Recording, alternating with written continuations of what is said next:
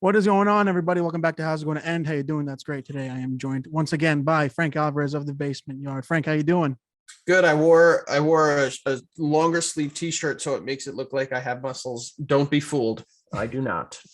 Why do you think I wear a hoodie every goddamn episode? That's right. Got to make it look like I have muscles or wear something baggy enough so people don't see what's actually underneath.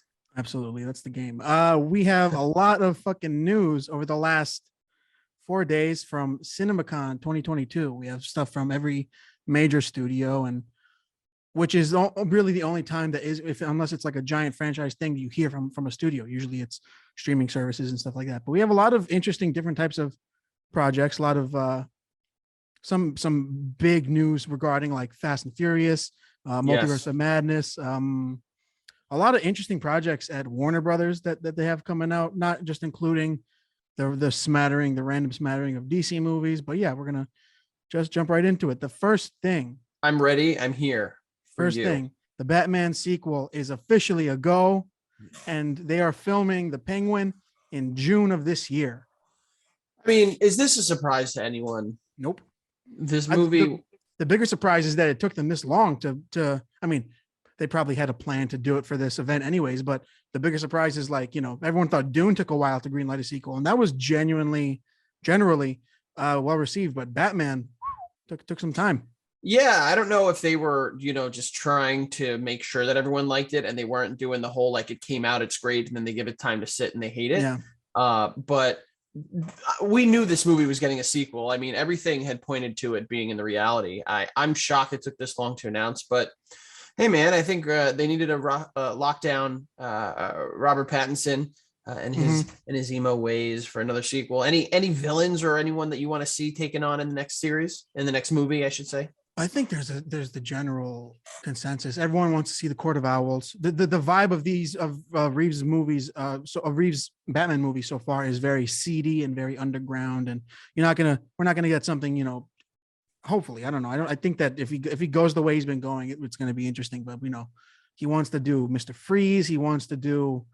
A lot of people want to do like the smaller serial killers, Professor Pig, and everyone is kind of agreeing like, let's let Joker sit on the back burner for a second. Those extra clips were great. Let's let him sit there for a while. The Batman Joker fatigue, I think, is stronger now than ever. Yeah, I mean, look at us. The last smattering of the Joker we really had was Joaquin Phoenix, and I think right before that it was Jared Leto, and it was like we hated Jared Leto so much and we loved Joaquin so much. It's like right now, let's just kind of let it ruminate, take a break, let it simmer a little bit. Yeah, my only issue with the Court of Owls is that seems like an end. You know what I mean? Yeah. Like discovering that seems like something to like kind of put a cap on everything and then go home.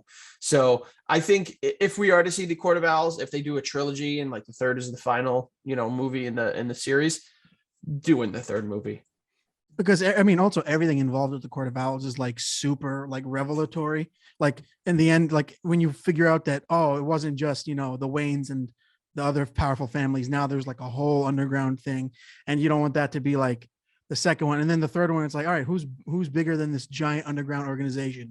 Fucking some, yeah, like man, yeah. You can't realistically have him take on the entire underworld that has been doing it for centuries. And then, no matter where you go in that third movie, it's going to be like, well, he dealt with this previous problem, I hope they have him take on. I hope Sharon Stone's character from the 2004 Catwoman movie comes back, and she was the one that was supplying him with all the eye black. Yeah. So he has to take her on in order to, save his own face, because it's been mutating him into a real bat. That's right. Correct. Yes. And then we Give get us money.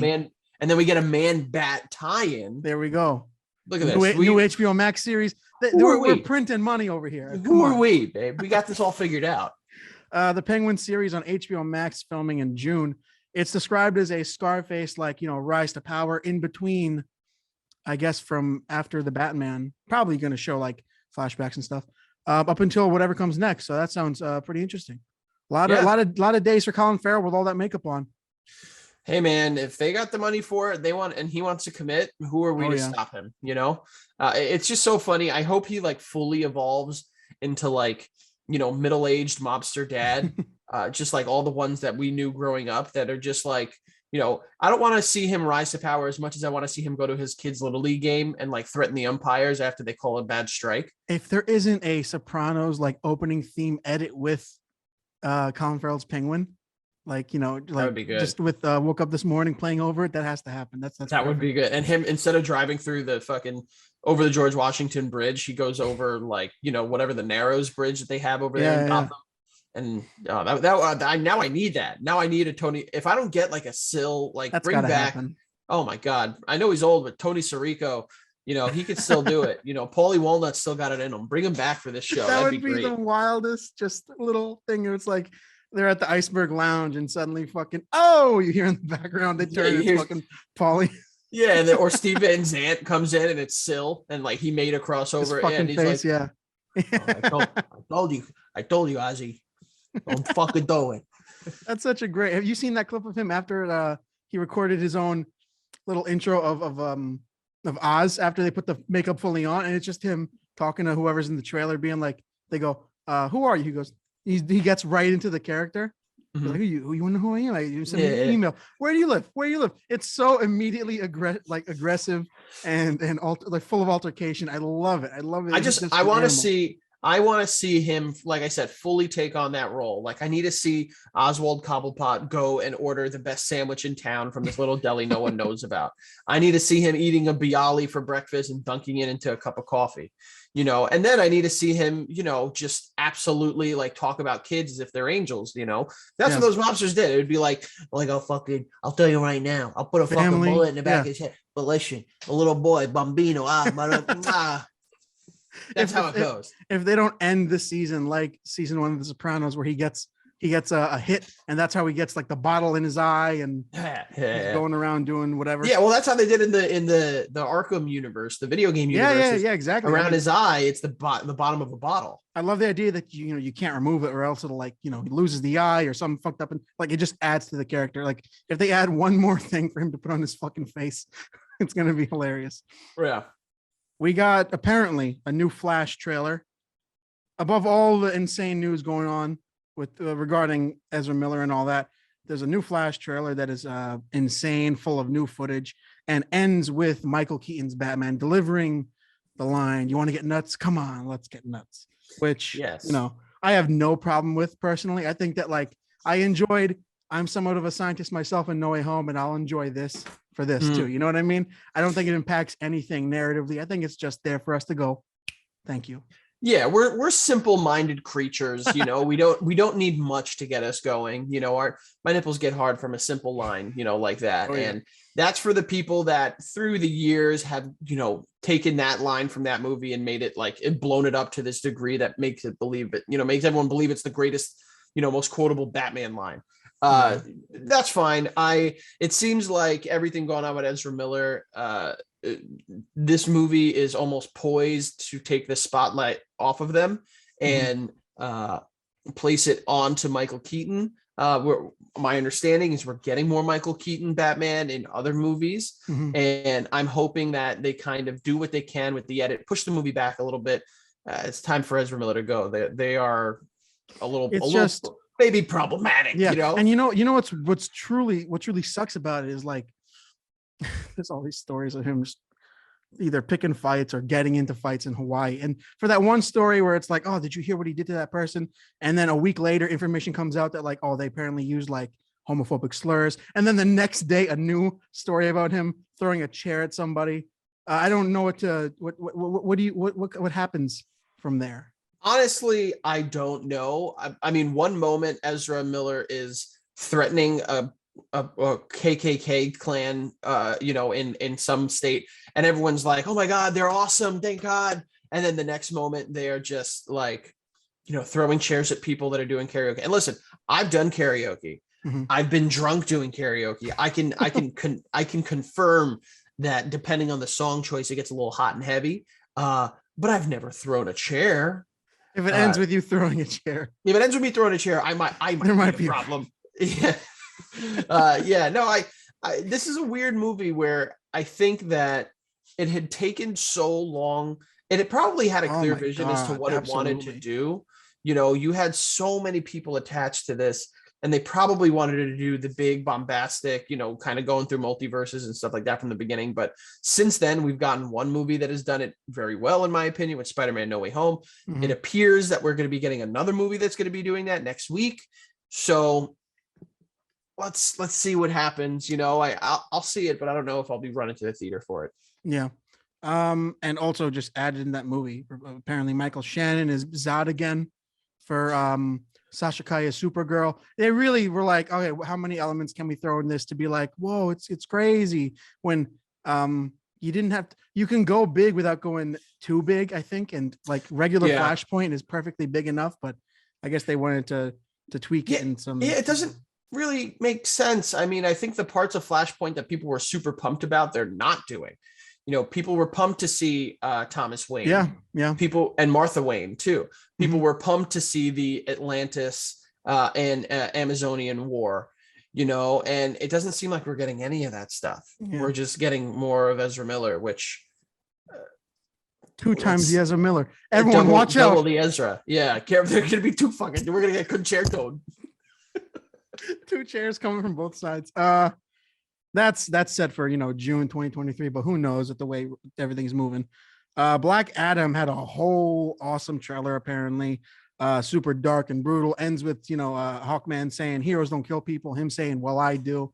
And I'm so excited. I just want to see some, like, I think that I've gone past, you know, the character in comic book movies that means well. And I think that, like, you know, there's always, like, whether it's Thanos or Killmonger or a hero that's like, you know, we go about our getting the right results the wrong way.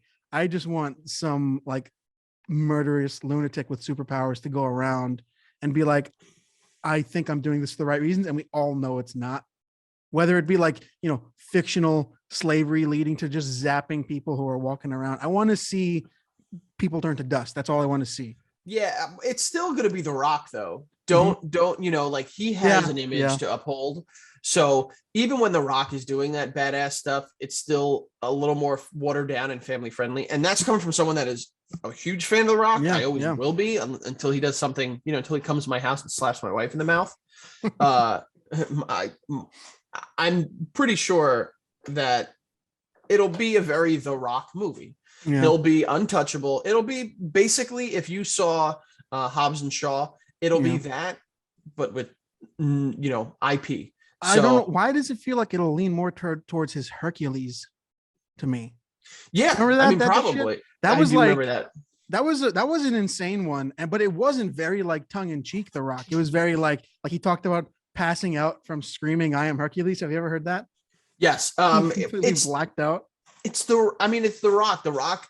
It's weird because everyone knows The Rock's origin, where he's come from, and kind of how he's gotten to where he is. But he does take himself very serious. And I think that a lot of people are going to start to realize that once in, like, you know, 10 years, when everyone, you know, those rose tinted glasses are shifted or are a little on the head, people are going to start looking back and be like, he really took himself super, super, super serious. Kind of, I think it's going to bring upon some criticism, but I love it. I can't complain. That's why you got to lean into the jokes, man. You got to, whether it's like, you got to lean into the meme, you know, you have to call out every video where you're up back and you got the thing and you kind of look like you're in the corner. You got to lean into that kind of stuff, especially if you're someone as giant as The Rock, you know, popularity. Literally and figuratively. Literally, exactly.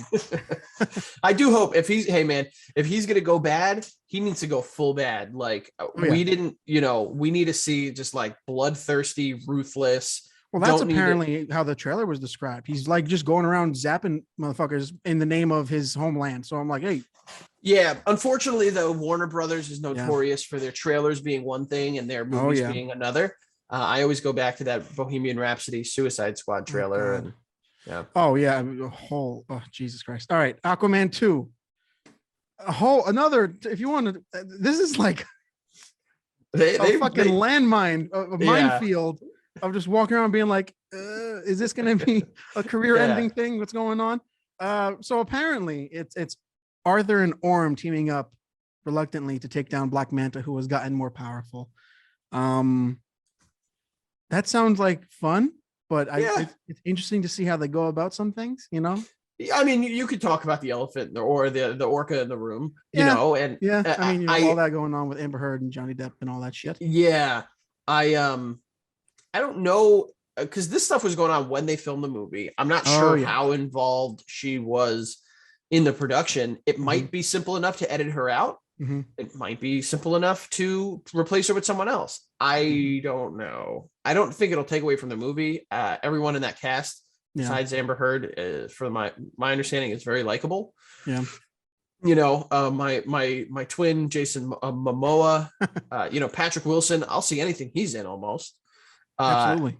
And Yahya Abdul-Mateen. I mean, again, I'll see anything that handsome son of a bitch is in too. I mean, it's got all the ingredients. James Wan, all the. I mean, talk about like this movie made $1 billion. Nobody expected Aquaman to make $1 billion, and when it did, it was almost like, holy shit, let's see how far it can go. So this is definitely the one where it's like, this press junket is going to be interesting. How they're going to maneuver around some stuff is going to be really interesting. That's March of 2023. Yeah. Well, let's see, man. I mean, there were parts of that first movie that I loved. There were parts that I thought were so stupid. And if they can just kind of figure, you know, hone back in on some of those things, I think it'll be another success. Yeah. And then finally, in the DC realm of Warner Brothers shit going on, Shazam 2 apparently had a hilarious trailer, a lot of fun, making a Fast and Furious joke, you know, with Helen Mirren and new suits and a bunch of stuff going on. That's honestly one of the most upcoming ones I'm looking forward to because I loved the first Shazam a lot. Yeah, the only thing that I would change is I hope that Ryan F. Sandberg was the gentleman that directed the first one, right? David S. Sandberg. My apologies. I just hope that he kind of gets more, his horror stuff to me. Those shorts that he has made are bone chilling.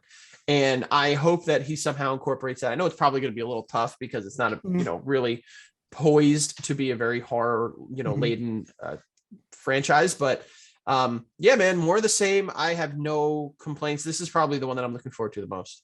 Yeah, 100%. I just, you know, the wholesome levels of the first one paired against, like, if they were able to show a little bit of blood, then those demon things would have been real fucking good. Cause we see heads get bitten off, but of course, you know, in the way of these movies, you don't get to see any spurting of blood.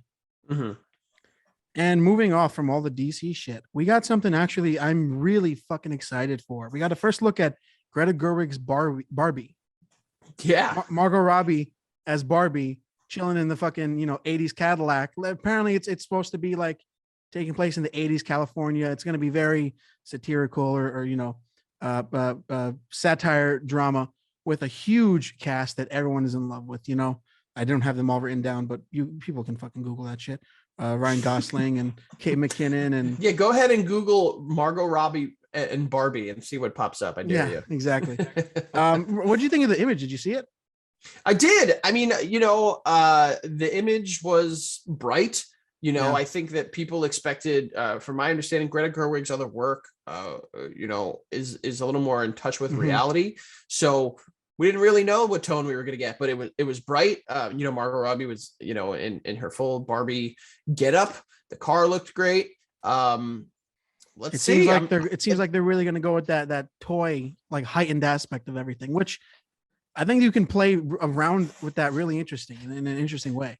Yeah, and if they lean into the satirical parts of it, kind of similar to how the first Lego movie did, at Pop Star Never Stop Never Stopping, like, oh yeah, I think they could have a hit, like a sleeper hit on their hands that we will take people by surprise. Yeah, I mean, Greta Gerwig, you know, 20th century, she's in 20th Century Women. She directed Lady Bird. She directed Little Women. And yeah, no, I mean, I love anything she's acting in. Frances Ha, her partner, directed, and he co-wrote Barbie with her. So it's going to be like, this is the one where, you know, there's the stereotypical comment, who why are they making a Barbie movie? And it's like, hey man, let's just feel it out. You know, they got some really interesting ingredients going on here, and I think it can be executed in a really interesting way. Yeah, and then you got Ryan Gosling as Ken. Ryan Gosling, Simu Liu, Kate McKinnon, Will Ferrell. Like, it's a really interesting fucking cast that I think Alexandra Shipp, a ton of people going on this. Yeah, movie. I mean, for the most part, everyone that you named, it sounds like they have comedy chops under their belt. I mean, Alexandra Shipp, I don't think I've seen her in anything funny except for X-Men Apocalypse,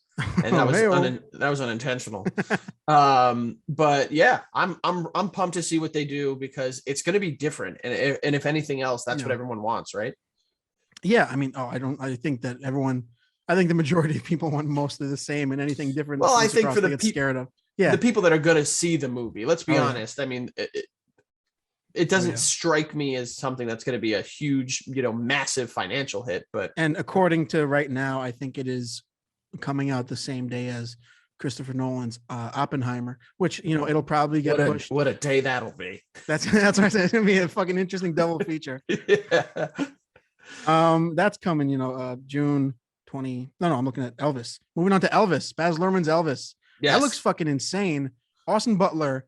I haven't seen him in a lot of things. I know he's once upon a time in Hollywood and probably some Disney Channel show. I can't remember, but he's apparently did all his singing for this movie, and it's reportedly less of a biopic, more of a story of like the decades of Elvis when he was kind of thriving. So like the 40s, 50s, 60s, and that just sounds like the only thing that I'm weary of is like I can't see Tom Hanks in anything and not just go, that's Tom Hanks. Like, especially for this, like, that's Tom Hanks. And he's in a fat suit too. Yeah. And a fat suit, fat makeup. And it's like, hey guys, he's very recognizable as Tom Hanks. He just looks like fat Tom Hanks a little bit. So, Yeah. Yeah. I mean, this one doesn't really jump off the page to me personally. I like some of Elvis's music, but I feel like this is going to be super big with the Academy because those old white men are going to be like, I remember, throwing tomatoes at a gyrating wiener, and it just seems like that's something that'll get people going. Yeah. I can't even, the last movie I think I saw from Baz Luhrmann was The Great Gatsby. And that's all the last I've seen as well. And that was all just flashy. Bingo. Yeah. And that's what I think, if that's what the route he's going in terms of avoiding some of the dramatic parts of his life, and some of the hard times, and focusing on the, the pomp and circumstance, it might just be Great Gatsby Volume 2, but we'll see. Yeah. Well, that's also another thing. I mean, there's this like, there was the last 4 or 5 years now at this point, every best actor winner or best actress winner has played someone from like, it's been from a biopic or someone from history. And it kind of spreads like this narrative that like good acting is when you can be somebody else and not when you can, put on a performance. So yeah, this is definitely going to be 100% nominated for best actor. And I would be shocked if it's not. Even if it's not even good.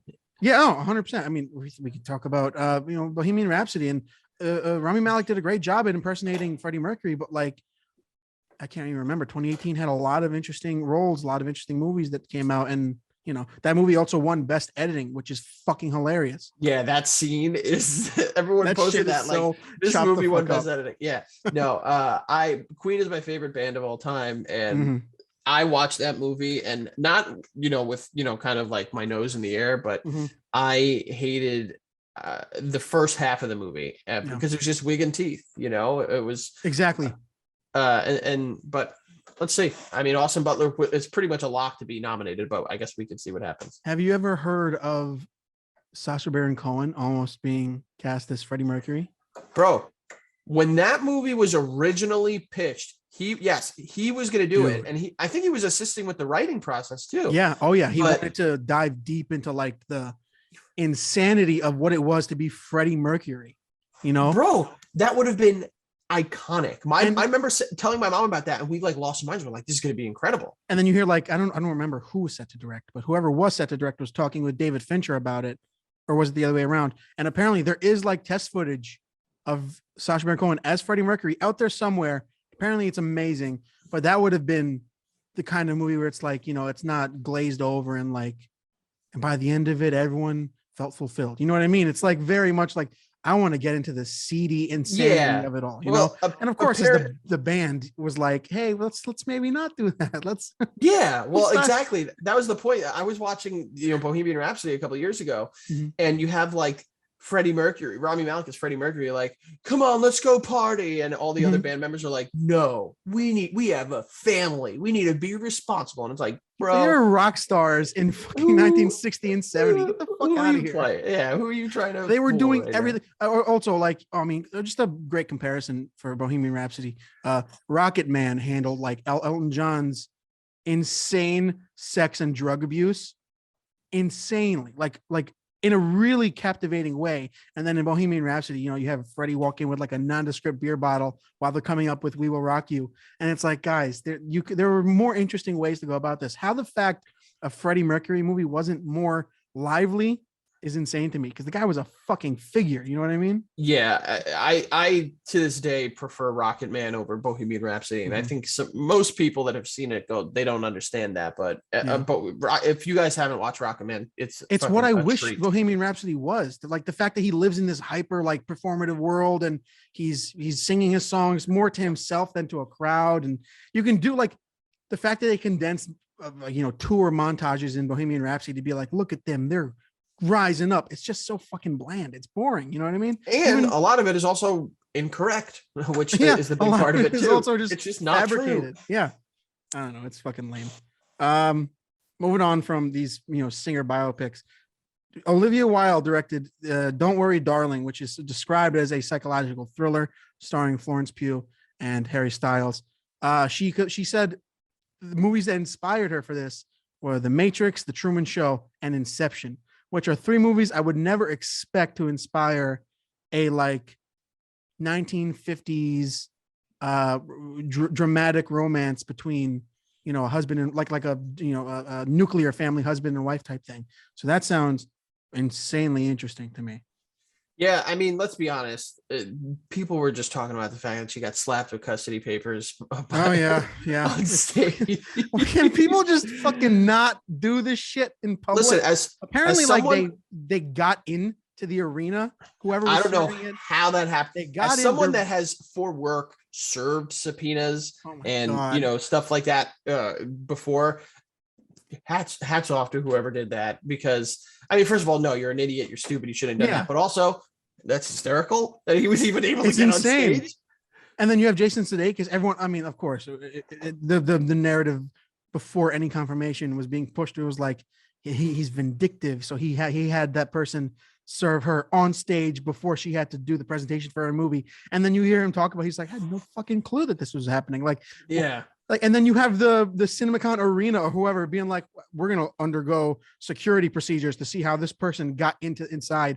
How the fuck does this shit happen? Can't stuff just go like how it's supposed to go? Can't life just be fucking a flat line for a second? Look, man, whoever served those papers deserves a raise. Yeah, they deserve to train with the League of Shadows. They really do. They went through it and were able to pull off the impossible. So hats off to them. And finally, closing off, Warner Brothers shit is the Willy Wonka prequel. Apparently had a whole reel going on. Timothée Chalamet singing about chocolate and shit. Apparently it's going to be a musical. Yeah. Apparently it looked, inspiring or whatever. I don't know. I think that you can capture Willy Wonka's vibe pretty easily. I don't think I'm going to be insanely impressed. I think I like Chalamet, but I think it depends on the kind of role he got. But also Sally Hawkins is in it, so it might be great. Yeah, there are just certain things that we don't need to see ever again.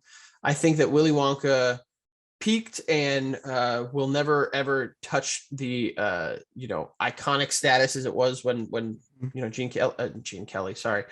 Wilder did it. Mm-hmm. And it's not like a character that people are like, we need more of. We need to know more of his. Bro, why you kind of don't want to know more about a man that dresses like that and owns a candy factory and takes slaves basically to make them? I guess I don't know what else to say about it. It's more about like that's not the interesting part to me.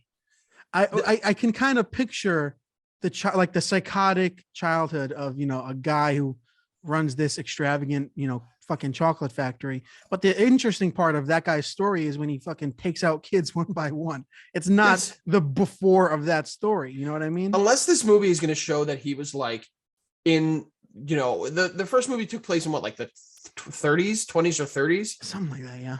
unless they show me that he was like in like the World War One, and he got his ideas to take these kids out from just like being on no man's land. I don't That'd be care. hilarious. I don't care. I really don't. Yeah. And you know what this is going to be? Mhm. This is going to be a jacket and hat movie. And a jacket and hat where, oh my God, he gets his iconic jacket. Oh my God, he gets his iconic it's hat. gonna be Solo. You know, that's how we got the fucking dice, Yeah. all that shit. Oh, You know what I mean? what's your name? And who are you with? By myself. Solo. And Yeah, it's so fucking kill me now. Yeah. And that's Christmas of 2023. So moving on Got to something to look forward to, kids. Yeah, exactly. In a year and a half. Moving on to Disney and 20th Century Studios. First up, I'm sorry. I don't mean to cut you off. I just thought of this though. Sure. Do you want to bet with or against the idea that the trailer will have a small piano rendition of World of Imagination? Oh yeah. It'll be like, it's going to be the Dominion trailer or something. Yeah. The Jurassic Park Dominion. Yes. Okay. All right. So we're on the same page. Okay. It's a textbook at this point with these stories that are like, continuing of things from the 80s and the 70s. You know what I mean? It's just very, it's so bland. It's like, guys, I hope that it's like a creative burst of insanity. I want it to be like he was fucking, psychologically abused as a kid, and now he's a fucking creep with chocolate. I hope they go something insane with that, because then at least the musical aspect will be interesting to see. Yes, give me the idea that he came up with not everlasting gobstoppers because he was high on shrooms or something. Like, I don't need to see him like licking something and being like, let's make this more. Like, I want to see him like tripping dick, and then just coming up with this stuff. Yeah, I mean, it's just and then you have Chalamet. He's a good actor. It'd be interesting if he kind of twist some insane performance out of it. But yeah, I'm sure it'll be great. This is something.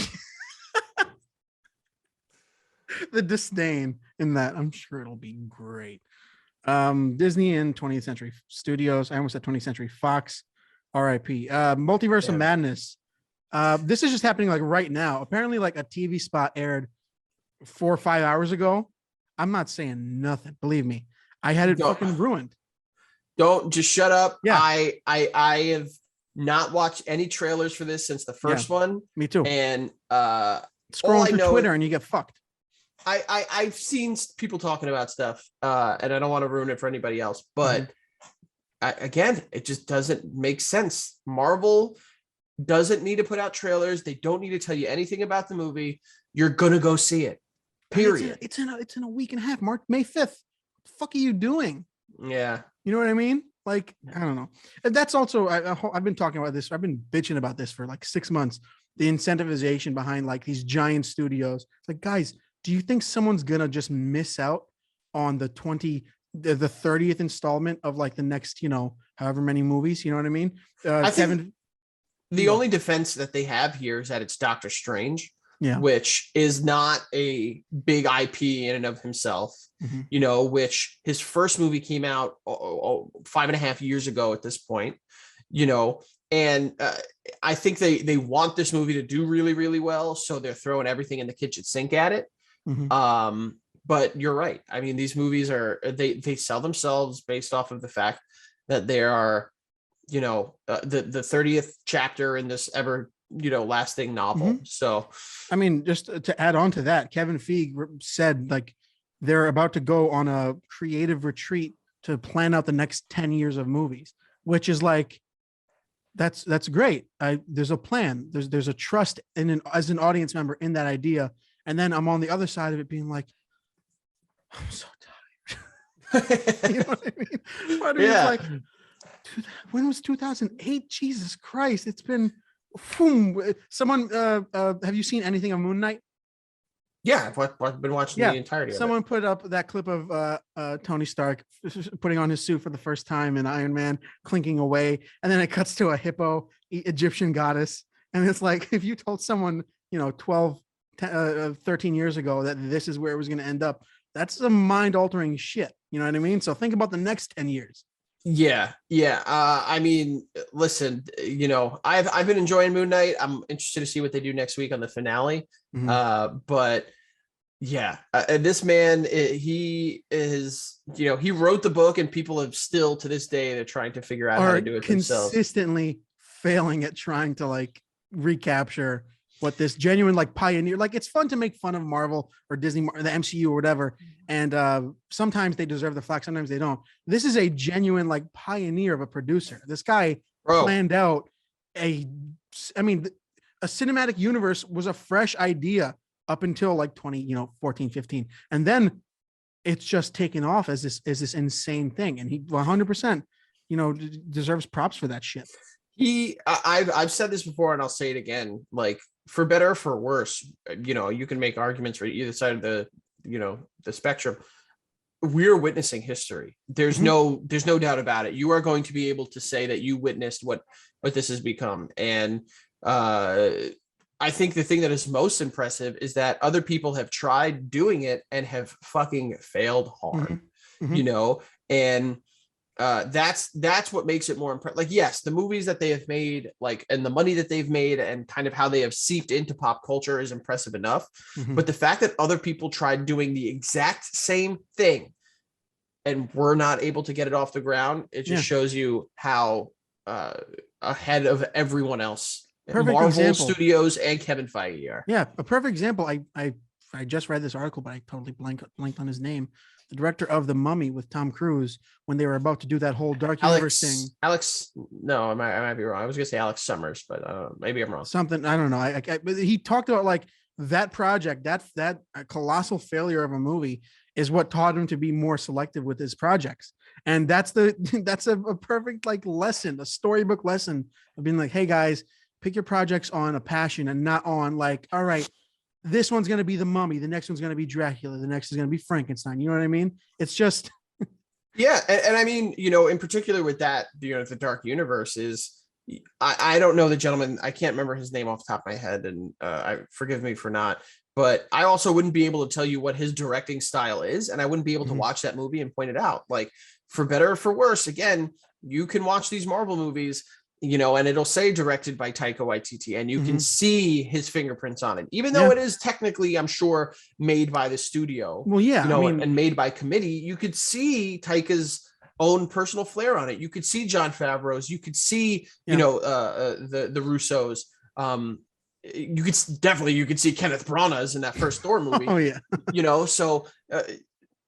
I could talk about it for months and months. No, it's 100% true. I mean, especially for creators like the Russos, and I mean the most Russo Marvel movie of the Winter Soldier is so like distinct from 25 plus movies that it's like that's really interesting how they came out the gate with something really thriller inspired, and then they came up with, and then they're the guys doing Endgame and this giant colossal thing. So.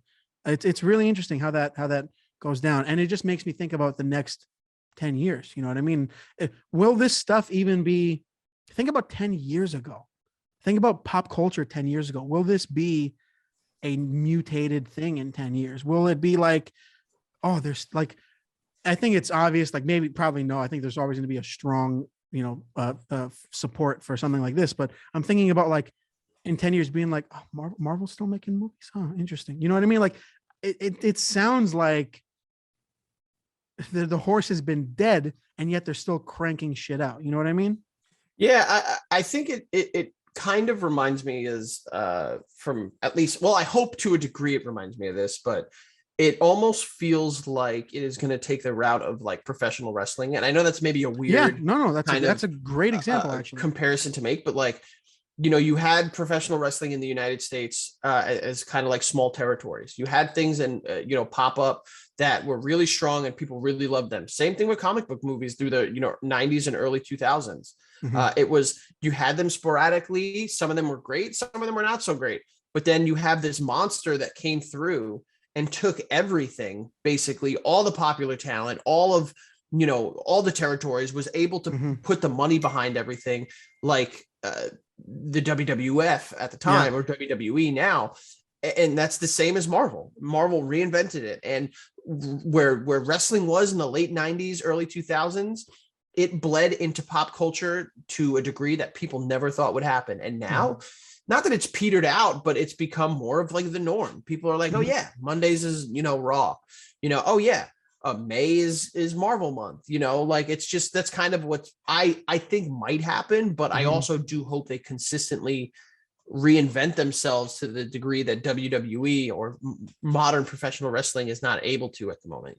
I do think the one thing to truly reinvigorate like excitement for the next 10 years of Disney Marvel is, this phase 4 has been such a creative fucking burst, starting with WandaVision. And now, right now, we're in the middle of, or near the end of Moon Knight. And it's just there's an acknowledgement, I think, to something like that. When you show, like, when you crack, like you flex your creative muscles to be like, oh, we're going to do, a sitcom style, almost like horror thriller. And then we're going to do Egyptian, afterlife. And I think that, the joke of being like, could you imagine this being like that in 10 years? Imagine, hopefully, you'd like to think, the creative burst in the next 10 years, what that will turn into. You know what I mean? Yeah. And it's only getting weirder, like it doesn't seem like they're slowing down. And I think what we're seeing now in particular, I can name something from each of this phase 4, pieces of, content, whether it be movies or TV that have come out, is they're really allowing these people to explore the characters and explore the story. It's not as simple as like, he's Superman, he stands for truth and justice. Like they add some pathos to these characters and allow the people portraying them to kind of act their socks off. That starting, I know it was not their plan, but starting phase 4 with WandaVision and seeing I still wholeheartedly believe that Elizabeth Olsen acted her fucking ass off in that movie, 100%. In that show. And, now you're seeing people like Oscar Isaac. Now you're seeing people, Tom Holland, to a degree. You saw Tom Hiddleston in the Loki show. Like, they're giving these people room to kind of establish themselves in the character and act. And they're becoming legitimately just like well-made pieces of cinema or TV. Yeah. And so I'm excited to see what they do next, And of course, in the same movie, you also have, fucking dragons flying around and fighting a big demon soul-sucking monster. Yeah. So let's see. It's really, really interesting. Other Marvel stuff. Other Disney stuff. Avatar 2 officially has a title, The Way of the Water. Cool. They have they have sequels planned up until 2028. I was, I don't know, how old was I? I was 12 years old in 2009. So, I liked the visuals of Avatar, but like, even I heard like the joke of it was dances with Smurfs, yada fucking yada. What I'm more interested in, truly than even seeing a new Avatar movie, is apparently each sequel is going to be not continuing like one story throughout. It's going to be a standalone story for each one, which is a template that I fucking wish the Fantastic Beasts movies took. You know what I mean? Like, why is Newt still there? Why is he should like move the fuck on and have the Dumbledore and Grindelwald commit to Dumbledore? Yes. Have that be like have the scale of that grow as you follow these more closed off stories. And then the final culmination of that is the battle of history that everyone knows about. You know what I mean? So that's what I'm mostly interested in when it comes to that. And also just, the insanity of James Cameron inventing technology to make these movies. Yeah, it's such a weird place because I'm always going to be one of those people like, I'll never bet against Tom Brady. And I guess in the same breath, I'll never bet against James Cameron. Because if you think about it, there's never been a bad James Cameron movie, to my knowledge. No, I agree. Yeah. And they all do something that is kind of like, basically he just wants to play with his toys and at the same time make a movie. Yeah. And I personally don't care for the first Avatar movie. I feel like it's like a major shift in cinema. And that was like the first year that I like actively cheered and rooted for someone at the Academy Awards. Because when Hurt Locker beat out Avatar for Best Picture, I was like floored. I was so happy. So that's one of those years where it's like everything worked out right. Yeah, but I guess, man. Listen, Disney wants to pay him to make whatever movies he wants to make. Fucking, there is a really interesting sense of like, I don't know, like trust. I mean, just the idea that, like, especially considering the number one money maker for Disney has been either Marvel or the live action remakes, but like to be like, hey, James Cameron, that movie you made 12 years ago, I mean, however 13 years ago, we're going to give you enough money to make like another 6. And there's no guarantee that people are going to be around for like number 3. You know what I mean? Yeah.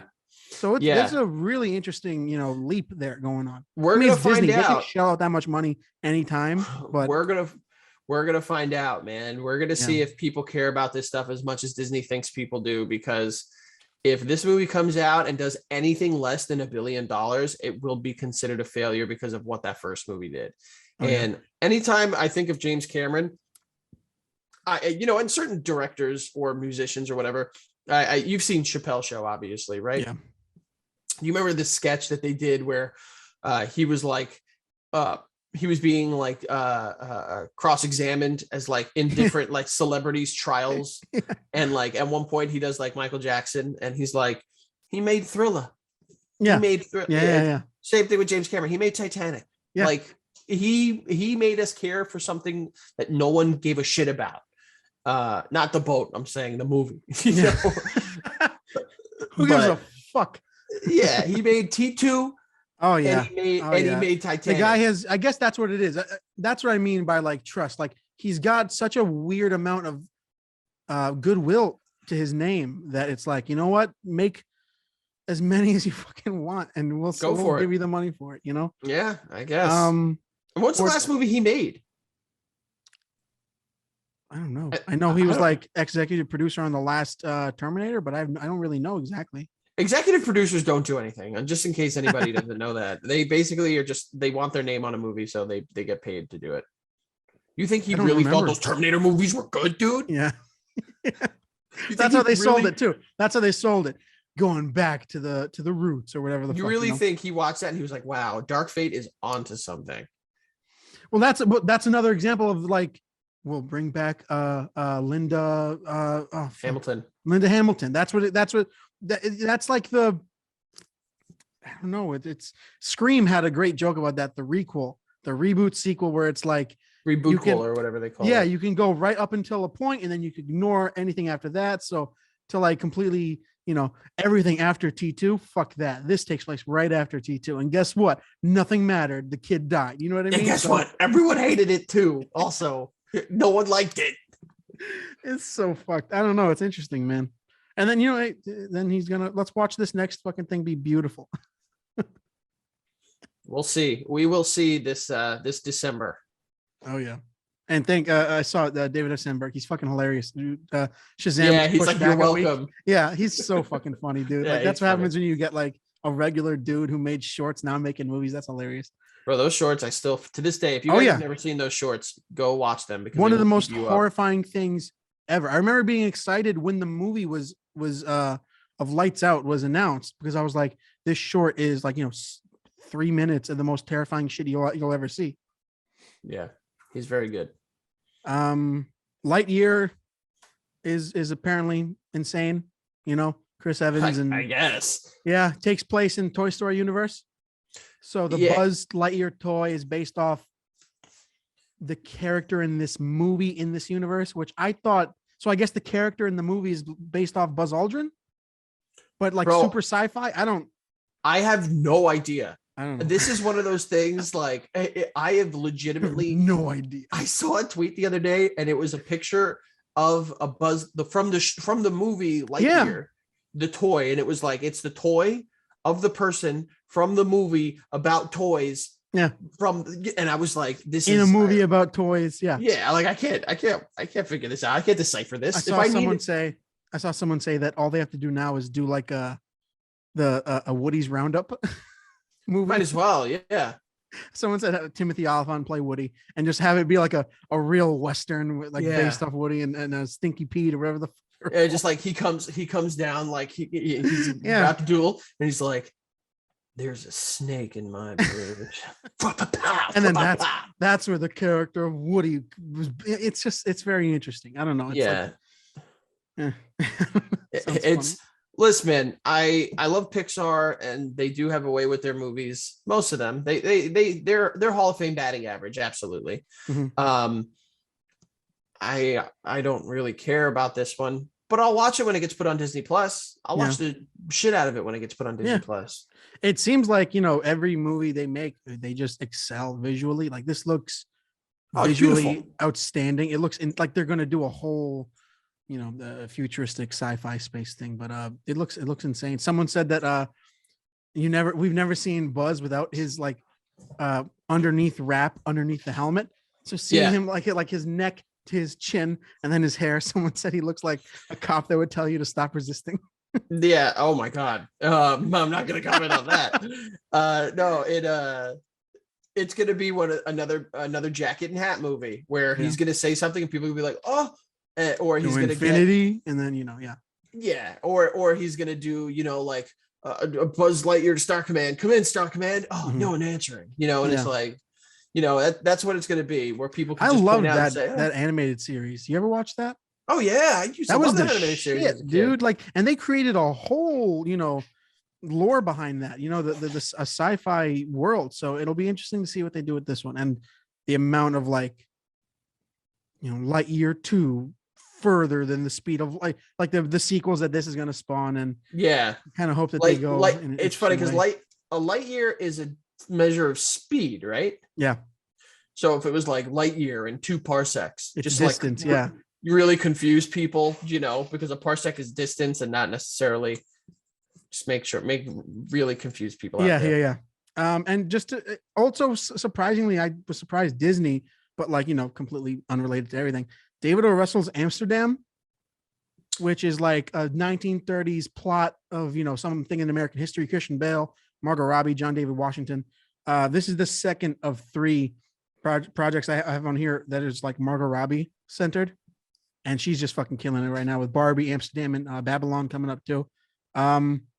This is David O. Russell, American Hustle, Silver Linings Playbook, The Fighter, incredible film. So this is going to be another interesting one. I did not know. I thought that was Paramount or something. I didn't know it was Disney. Yeah, Disney owns everything now. So, Well, yeah, I keep forgetting. Yeah, 20th Century whatever Studios. you want. Yeah. I'm excited for it. Something new. John David Washington's young and upcoming. Margot Robbie's always pretty, reliable. And Christian Bale will do pretty much anything for a movie. So let's see what happens. And now moving on to Sony with the expected Venom 3. Everyone loves to act exhausted by these Venom sequels, but they make money. You guys keep seeing them. Yeah. I think Venom Let There Be Carnage was the first movie of the pandemic to make like a shitload. I don't know the exact number. I'm just going to quantify as a shitload. Quantify as a shitload, yeah. It killed it box office wise, and so did, Venom 1.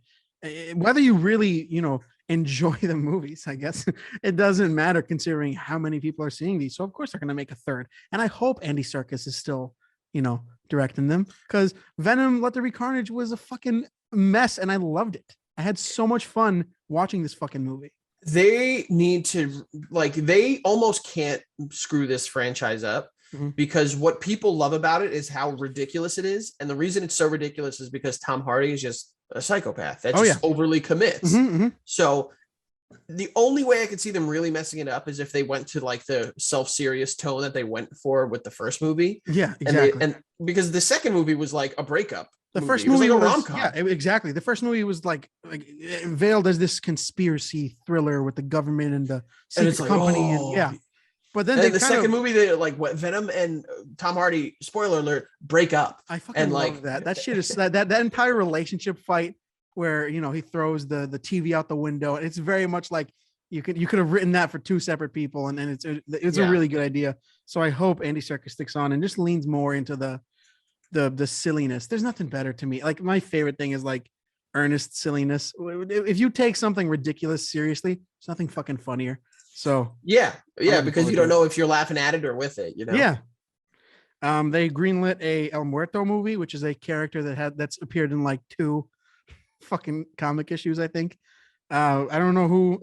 This is where I show that I'm incredibly out of touch. I don't know who Bad Bunny is, but he's apparently. So Bad Bunny is a popular Puerto Rican musician.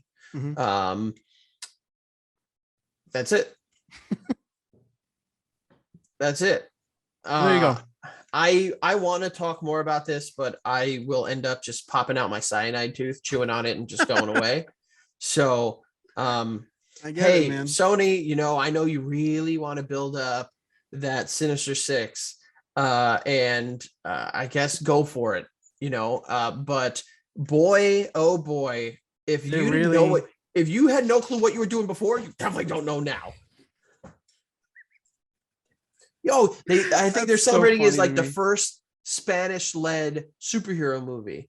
And it's like, yeah, Sony, because there is no other Black Puerto Rican character in the Spider-Man universe that you could have used. That's just, I could. So the only interesting aspect of that is the luchador aspect, but I mean, this is a character that nobody knows about, truly. Bro, Bad Bunny, I swear to God, he's like 5'8", 150 pounds, dude.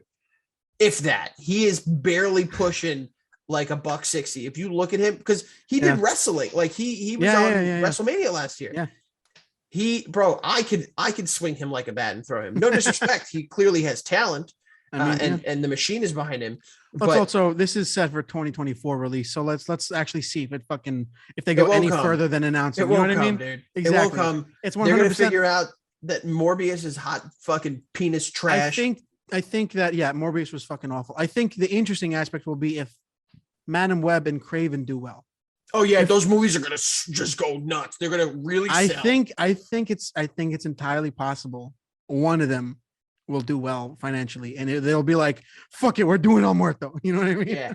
Everyone really wants to go see Aaron Taylor Johnson play Craven, B-list Spider-Man villain, Craven the Hunter, and then they want to see Dakota Johnson play the fucking old lady from the animated Madam Web. Who, guess what, guys?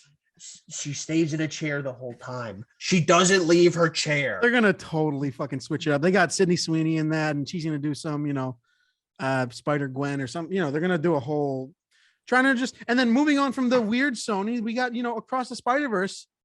It looks amazing. Apparently, they raised the amount of characters from 40 to 240, spanning 6 universes in this next movie. So awesome. There you go. Just do that. Just be beautifully creative in that arena. Like, you don't have to I think there's this funny idea where it's like, someone asked Sam Raimi, would you do a Spider-Man 4? And he said, the possibilities are endless. And that's great. Create the possibility, fucking studio heads. Like, do that shit. And there you go. You'll make money. Stop trying to be, Disney Marvel light. Yeah. Sony, you have arguably, if there is going to be one character that has the rogues gallery outside of the Marvel Cinematic Universe where you can build around, it is Spider-Man. Yeah. Spider-Man really is like the best in terms of like rogues gallery, and villains is the best in terms of all the Marvel characters. So you have the perfect character for it. You clearly don't know what you're doing. And I don't know if you saw, but Andrew Garfield today said that he was stepping away from acting, and I saw a tweet that was like, he must have saw Morbius. It's like they're gonna put him right in there with Jared Leto. That poor guy. I was saying, like, he has been undercover basically for the last 3 years, denying this shit, and now he's like, I just want to spend some time alone trying to figure some stuff out. He wants to go make another Eyes of Tammy Faye and Tick Tick Boom, and you guys just all you care about is asking him if he's going to be, jerking off Jared Leto's he's Morbius. He's being used as a I don't know what kind of fucking word you use as a verb now. You have Tom Hiddleston saying he doesn't know if he's in the next Thor, and he's saying, I'm not even pulling an Andrew Garfield, and I'm like, oh, poor Andrew, the poor guy. Like, I mean, it's funny to joke about, but like, that's got to be exhausting to constantly for just 3 years straight be like, nope, I'm not. They're lying. Everyone's lying to you, and then to be like, you know what I mean? Yeah. Ridiculous. And then the sequel for Across the Spider-Verse is called officially Beyond the Spider-Verse. Cool. And that one will be even bigger than this upcoming one, which right now is unfathomable because we don't know how big the next one is. So it'll be insane. I'm looking forward to it. They also got pushed back. So yeah. They got Madam Web and all that. A bunch of Sony releases got pushed to make room for something. I don't know. But yeah, they all got pushed. Morbius late 2. 2024. Yeah, Morbius 2. That'd be even Morbius here. Yes, exactly. I hope that happens now, just so I can get a check. Ghostbusters Afterlife getting a sequel. Did you see that? I did. I liked it. Thought it was all right. I enjoyed it. Good time. I It's got all a little right. choked up. Mhm. Yeah, I'll see more. I Yeah. thought best part of that movie was the dynamic between Paul Rudd and Carrie Coon. So if we're gonna get more of that, sure, why not? Yeah. Right now I'm kind of like just skimming through. These are the more interesting things I've actually wanted to talk with you about.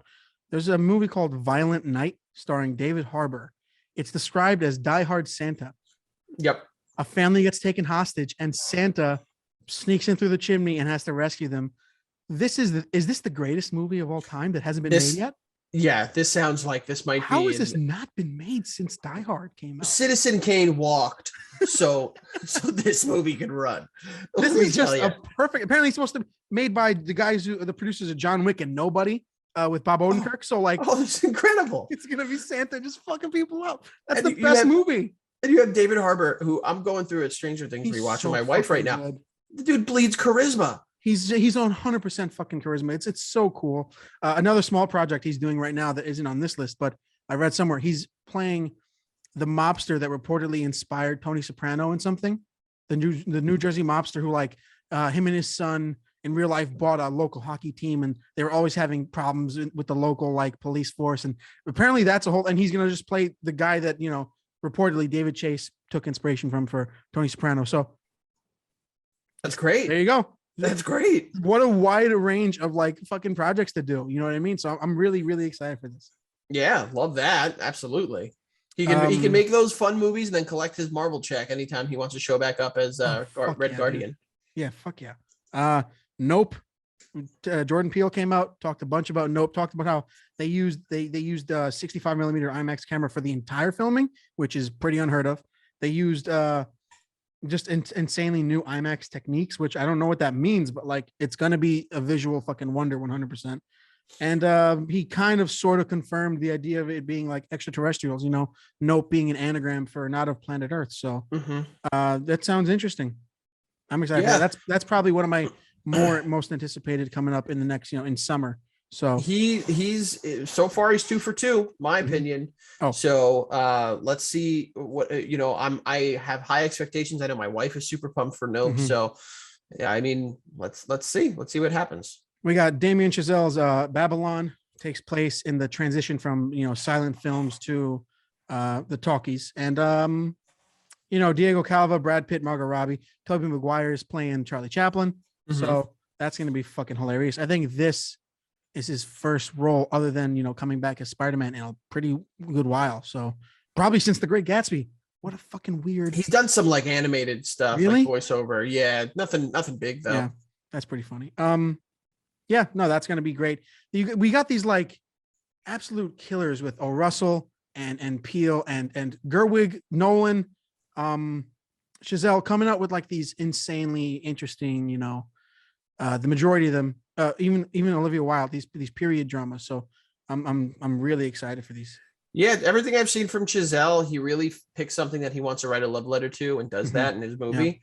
Yeah. So whether it be Whiplash or La La Land, you could debate, the merits of each. Personally, I enjoyed them. I didn't hate La La Land, but I wasn't like super, super crazy about it. But let's see. Talented cast, seems to be a very talented director that people call basically like the second coming of Spielberg. Yeah. Let's see. And now this is just like a bunch of miscellaneous shit. We got A Quiet Place. The A Quiet Place sequel is technically a prequel. A Quiet Place Day One. So perfect example to use, more John Krasinski on camera. Great idea, actually. I think it's a pretty smart idea. You ain't gonna get an argument out of me.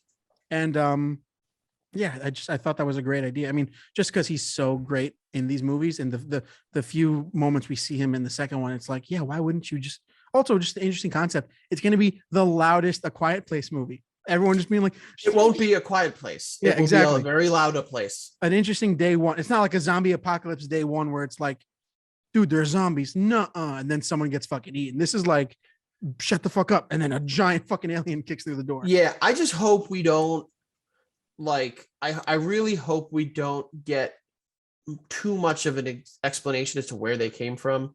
Oh yeah, alien. please keep it ambiguous. That's the best shit. Exactly. I think what kind of drives the movie for me is that just like I don't know where they came from. I don't get what they are, but they're fucking deadly. What I want from this prequel is the general public. Like this is not like what I mean. Like this is not like a prequel zombies or a prequel regular alien movie where they show up in a saucer or whatever. This is like instantly, unless you know that noise is this fucking thing. Shut the fuck up, be quiet, and then it's just gonna be fucking chaos. Like they have that newspaper cover in the first one that's like it's noise that attracts them, and it's like I want to know what happened in between that moment and when they first arrived, for people to be like, all right, shh. You know yeah, absolutely. Yeah. When people realize to stop buying, Funyuns at the store to only eat marshmallows. That's a great idea. That must have been like an annoying day for the stock guy to be like, I put all these fucking Doritos out. Fucking noise. You know what I mean? It was one, set dresser who came up with the idea, and like people just like clap. Like, I mean, it's a smart way of building the world. And some small stuff before I think what is a perfect final story. The Top Gun Maverick is getting insane reviews. Mission Impossible 7 and 8 are two-parter titled Dead Reckoning Part 1 and 2, which is like these are the final two of the Mission Impossible of Ethan Hunt. So that sounds insane. John Wick 4 trailer was shown. Sounds insane. Ballerina, the spinoff starring Ana de Armas, is set to film this summer, which a lot of fucking shit in the making. So she must have been super pumped doing the stunt work for No Time to Die, that she was like, I'm not going to stop. Let's start right now. There's got to be something invigorating about being an actor that probably does more two people in a room talking work and then leading into like, oh, I get to do all this insane physical shit. So that's got to be a lot of fun. Yeah. Let's see what happens. I don't think I've ever seen Ana de Armas in anything and been like wowed by her acting. I think that personally, it's more the charisma. It's more the charisma and her presence. So if she, if she can knock it out the park with Ballerina, good for her, man. All behind her. And now the final story, which is a fitting final story. Fast X loses Justin Lin, loses the guy who directed the last 5 Fast and Furious movies. So. 5, I think 4 or 5. Yeah, from Tokyo Drift until 7. 9. I think he. I don't think he wasn't there for all of them. Yeah, I think he was gone for 8 and maybe 9. But yes. But yeah, I mean, he apparently departed due to creative differences, which is interesting when you think about there was that Facebook Live literally a week ago or so of him and Vin Diesel being like, hey, Vin Diesel being overly Vin Diesel, and then Justin Lin being like, I don't want to be on camera right now, just agreeing with him. Apparently, the search for a new director is costing the studio between $500,000 and $1 million a day of just like phone calls, being like, who's gonna come and show up? And tell me this won't end with Vin Diesel being like, I'll do it. You know what I mean? Perfect. Tell me that's not how this is gonna go down. I mean, that's what it should go down as, because the reality is the movie has got to be almost done, right?